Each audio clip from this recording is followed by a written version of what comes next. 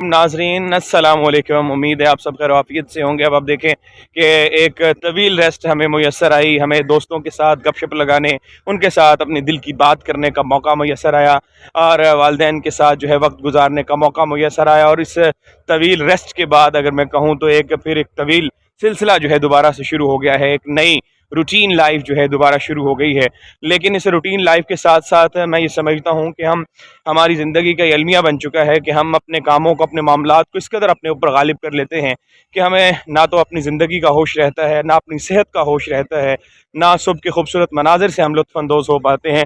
इसलिए लाजिम ये है कि हम ज़िंदगी को इंजॉय भी करें, अपने तमाम तर कामों को, तमाम तर मामलात को आसान और बेहतर तरीके से निपटाएँ भी, और इसके साथ साथ जो है नेचर के करीब भी रहें।